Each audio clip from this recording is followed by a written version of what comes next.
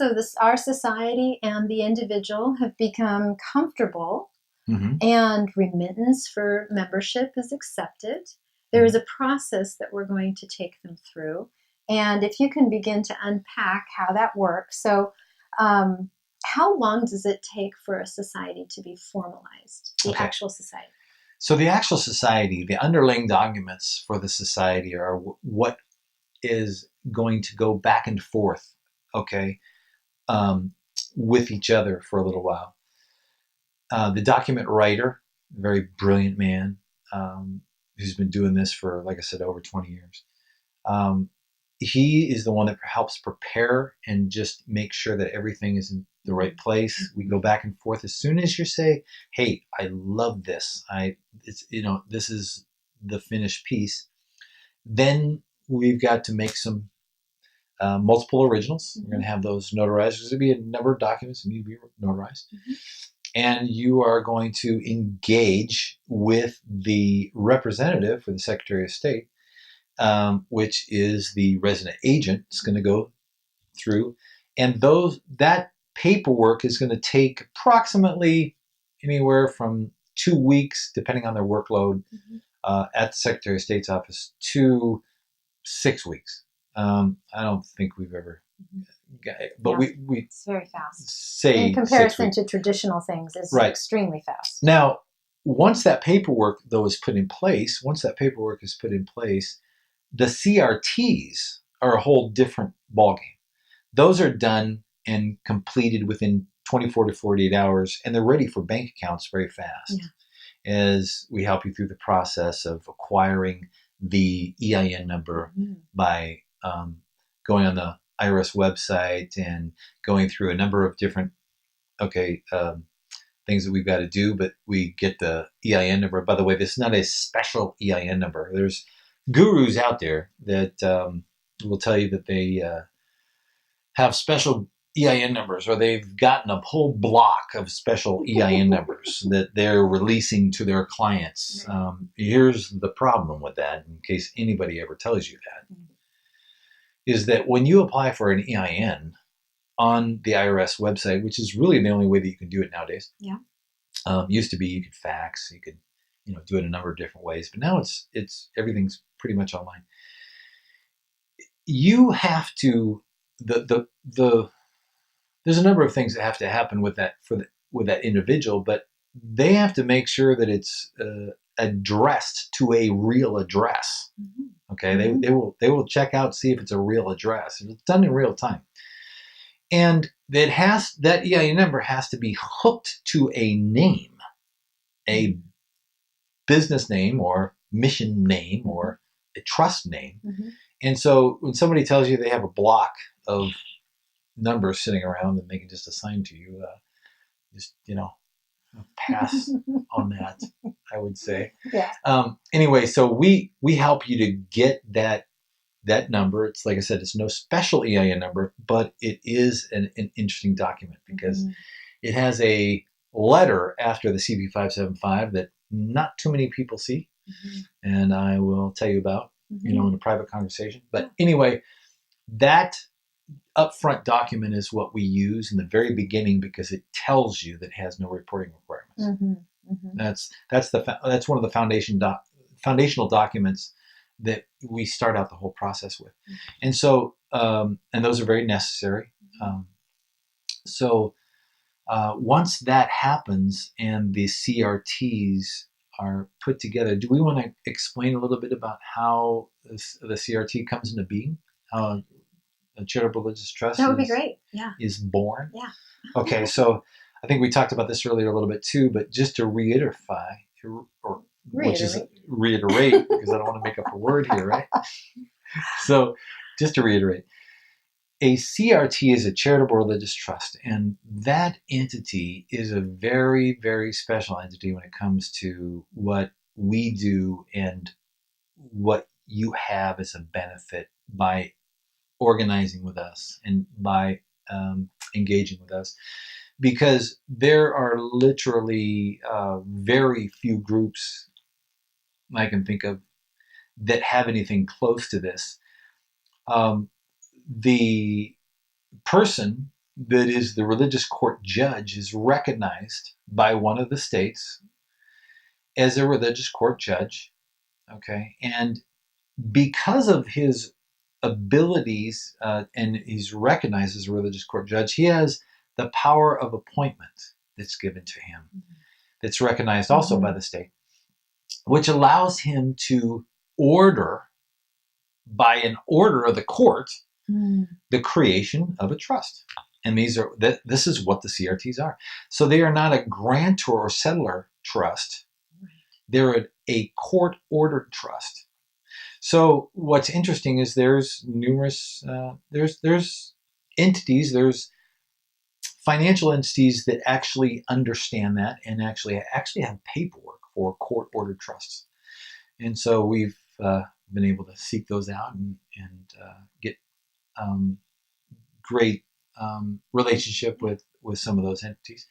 So the reason that you want, and that what a court order trust is so much better than a grantor or settler trust, is the fact that there is no grantor or settler. And so all of the laws that have to do with grantor or settler, with when that person who is the grantor puts the object into the trust, and then, or into the indenture, so to speak, and then becomes another, like a beneficiary, or let's say the trustee, there are some rules and regulations within trust law that want to keep that at more of an arm's length relationship. And so none of those things come into play with a court order trust, which gives people a lot of peace of mind. Okay. That they don't have to comply with that now. Okay. So there's a lot of, and I've known, and I've been involved with, and there's a lot of juggling that goes on just to dance in that arena. Whether you're a grantor, and then you're the trustee, or you might be a beneficiary also, or you might be a protector. So all that kind of flies out the door. So the court order trusts are something that we operate with. They're a very special entity. For a long time, we've been operating with them. And so there are other gurus out there that are trying to kind of duplicate, and I would say they're doing things, they don't quite have down the court thing yet. So they create what's called and I'm not trying to speak negatively, but they create like a constitutional court, okay, to do these things. Here's the problem with the constitutional courts. It's just like I saw a document on the internet just the other day on YouTube, which was being put out by one of the people that was trying to expose a lot of corruption in the government. And it was a document that had Hillary Clinton and a bunch of others on the document, and it was a court order that was an indictment against all these different players that were part of the deep state. The problem with that document was when they started reading it. For one thing, Donald J. Trump was listed as the CEO of the U.S.